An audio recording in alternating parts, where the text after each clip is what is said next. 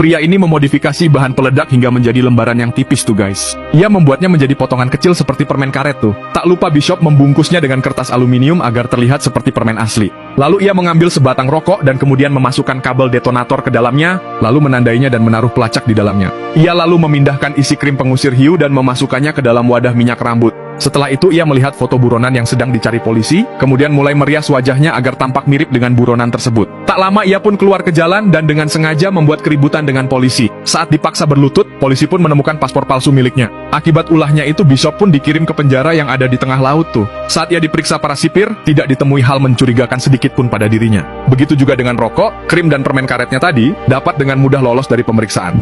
Jadi Bishop pun boleh mengambil kembali barang-barangnya tadi dan pergi. Di dalam penjara, ia akhirnya menemukan target pembunuhannya bernama Krill. Tapi target itu selalu dijaga oleh para pengawalnya kemanapun bosnya itu pergi. Seorang narapidana lain memberitahu Bishop kalau ada kelompok napi lain yang juga ingin menghabisi Krill tuh. Dari kejauhan Bishop melihat sebuah pisau dipindah tangankan antar para tahanan secara diam-diam tuh. Tiba saat makan siang, Bishop sengaja mendorong napi lain agar terjadi kekacauan yang ngebuat ia punya kesempatan untuk mencuri pisau tadi dari si napi gendut. Esok harinya saat sang target sedang berolahraga, tiba-tiba datang seorang napi dengan sebilah golok mendekatinya. Bishop yang melihat kesempatan itu dengan cepat melemparkan pisaunya untuk menyelamatkan Krill. Sebagai ucapan terima kasih, Krill pun mengundangnya untuk makan siang di selnya. Tanpa curiga bodyguard Krill pun mengantarnya ke sel pria itu. Di dalam, sang target sedang meramu jamu kesukaannya. Bishop pun mulai melihat-lihat sekelilingnya untuk menyusun rencana pembunuhannya itu. Dengan cepat ia mengambil tongkat kayu dan mencekik pria itu dari belakang dengan kuat. Ia lalu mendorongnya ke arah jendela dan membekap wajah target dengan handuk hingga si pria kehabisan nafas. Lalu ia mulai mencampur bubuk obat-obatan yang ada di sana